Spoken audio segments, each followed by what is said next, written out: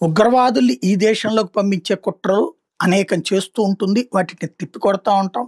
తర్వాత కాశ్మీర్‌లో పహల్గామ్ లాంటి ఇన్సిడెంట్స్, ఆ తర్వాతన ఆపరేషన్ సింధూర్‌లు, అంతకుముందు పుల్వామాకి బదులుగా బాలాకోట్, అంతకుముందు పఠాన్‌కోట్, దానికి బదులుగా పీఓజేకేలో ఫైట్. ఇయన్నీ భారత్ కర్రకి కర్ర, కత్తికి కత్తి మన సైన్యానికి పూర్తి స్వేచ్ఛనిచ్చి సాగిస్తున్నటువంటి మోడీ సర్కార్ చేస్తున్నటువంటి చూస్తున్నాం.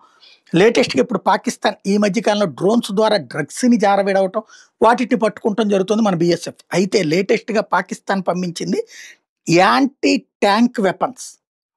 పంజాబ్ ప్రాంతంలో పంపించిందంట. యాంటీ ట్యాంక్ వెపన్స్ అంటే ట్యాంకుల ద్వారా మనం యుద్ధం చేస్తుంటే దాన్ని నిరోధించడానికి వాడేటటువంటి యాంటీ ట్యాంక్ వెపన్స్‌ని పంజాబ్‌లో డ్రోన్స్ ద్వారా అక్కడ జారవిడిచింది. దీన్ని పట్టుకున్నటువంటి భారత బీఎస్ఎఫ్ మన ప్రభుత్వాన్ని ఎలర్ట్ చేసింది. ఒక రకంగా చెప్పాలంటే ఇది ఆయుధాల్ని మా దేశం మీదకి పంపించడం అంటే అది కాస్త యుద్ధమే అన్నటువంటి వార్నింగ్ ఇచ్చింది.